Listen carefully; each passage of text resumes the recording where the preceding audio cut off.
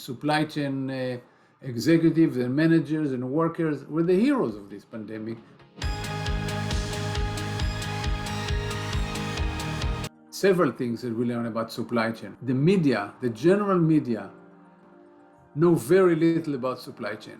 The media tend to catastrophizing everything, to make everything bad. Supply chain failed. Supply chain did not fail. In fact, supply chain, it was the best time for supply chain. For example, think about the food supply chain. From one day to the next, in end of February, beginning of March 2020, all restaurants were closed, all universities were closed, all industry was closed. So suddenly, half the food that was going to these places was not going anymore. Yet by and large, nobody went hungry. The stuff kept going. People made a big deal out of it, and it was wrong. Big time. COVID has accelerated significantly the adoption of technology in general, and one of the main issues was robotics in warehousing. First of all, because robots don't get COVID, don't need to be vaccinated, don't need to wear masks. So they just work 24/7, not a problem. Second, in the United States at least now, there's lack of workers. There are many more open positions than workers. So again, it's another drive for automation in general, and particularly robotics in warehousing. And the thing with automation and robotic, it's not that it doesn't have mistakes, but you make the mistakes only once. I mean, you fix the algorithm and it's fixed. That's it. From this point on, there's no problem. If you think about preparation to begin with, you have to prioritize what are you kind of preparing for. So you can think about what's the probability that something will happen, and then if it happens, how bad it's going to be.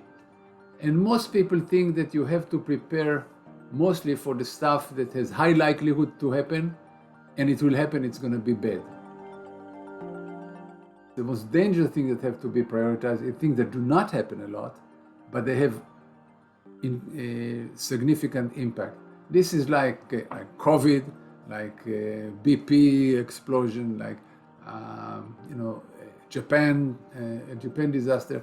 Things that who could have dreamed that Japan will not be prepared for earthquakes?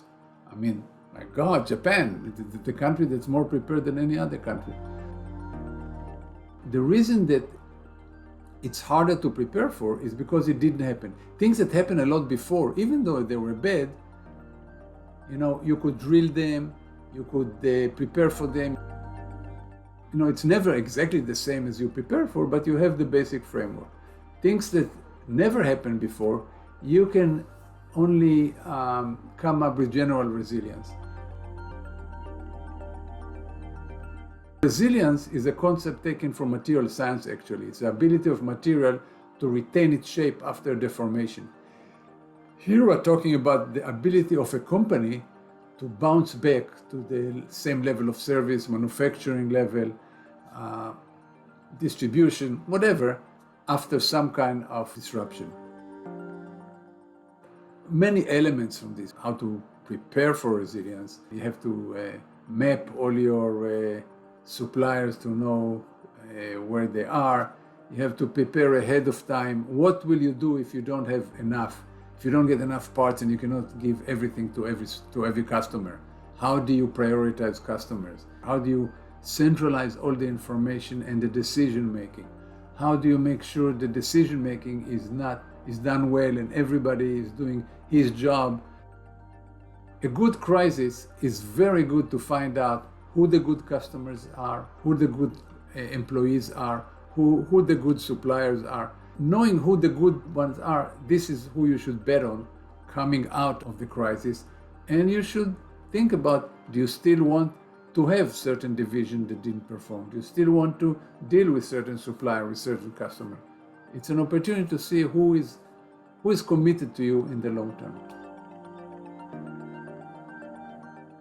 One of the great things that happened is that it elevated the role of supply chain. Everybody now knows how important supply chain is. They used to ask my wife, what's your husband doing at MIT? And she used to say, worked on supply chain. They say, what is that? I mean, and now everybody says, oh, that's important. I mean, that's Just completely changed. And you see in companies, supply chain is elevated now. Even applications to programs, to graduate program in supply chain, to our program, but many other programs are increasing dramatically. People realize that that's an important and good career move. That you can, because it kind of controls everything that happens in the company, from the supplier to the transportation, to manufacturing, to distribution, to return. The whole thing is supply chain. Another interesting thing that happened in supply chain while we're at it is it used to be just warehousing and trucking, basically. It's now a very, very sophisticated profession. And one of the metrics that we see for this becoming more sophisticated profession, many more women in the profession. It used to be trucking and warehousing used to be a men's world. Now we're talking about computers and management and processes, and we now have this year we have 50-50 among our students, men and women. So it's great. It's great to see talent that was not even thinking about supply chain maybe 20 years ago, 30 years ago, entering the profession. It can only make it better. Another thing that happened is there was a much faster uptake of technology during the pandemic. Usually it may take months and years for a company to make a decision to buy some piece of software. This was weeks, a month, and things like that. Now the truth is that many companies felt that they cut too much and they need a better, for example, legal review, contract were written quickly and all of this. So some companies have now committees that look at how can we do stuff quickly, just like we did during the pandemic, but not cut too many corners. Unfortunately, during COVID, we saw that there were trade barriers for vaccines themselves, for materials to make vaccines. Whenever there is a shortage and the demand goes up significantly, we will see countries that are starting to constrain how much can be exported out. And this is really bad news for chips and other technology in particular, because the uses of chip in general is going up exponentially. Shortage of chip is a problem because it takes years to build a real chip manufacturing plant. It takes years to build, and it's complicated and risky. I was talking once to a CEO, and he said, "Let me tell you what risk means. Every few years, we dig a big hole in the ground, and we put $4 billion into it, and we hope that there'll be a plant that 4 years from now, it will make what we hope it will make. We don't even know the science, if science can be there. We don't even know if we can make things like this. But we have to make the bet right now." I said, talk about risk, that's risk. Some of the challenge is to understand the technology. The technology is becoming better and can help us a lot, but there's a lag between the education of people to understand the technology, especially in supply chain. It takes time to get new people who get the right education and can understand, blockchain and Internet of Things and 3D printing and know where it fits and where it doesn't fit. Some of the mistakes that I see companies make sometimes is they buy technology without ever thinking what's the problem that you're trying to solve. Without supply chain, it means that there's no trade, basically. Supply chain enables trade because you bring something to somebody who needs it. So you already have a purchasing and distribution function, even if it's one person.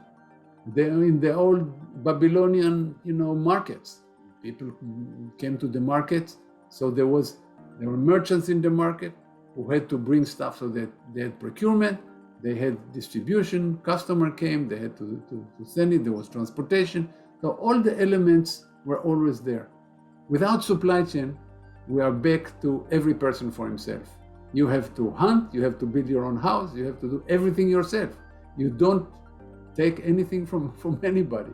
So we're back to the Stone Age, and it was no fun.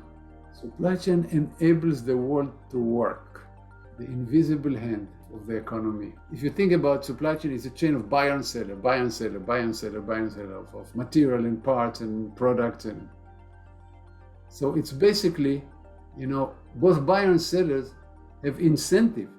If the link break between one buyer and one seller, the seller will look for other buyers. The buyer will look for, other seller. They don't need a big orchestration from above, because every chain in the link has incentive to solve the problems as far as they can. The beauty is this: there's no brain. Don't need the brain. It's the system is the brain. That's it.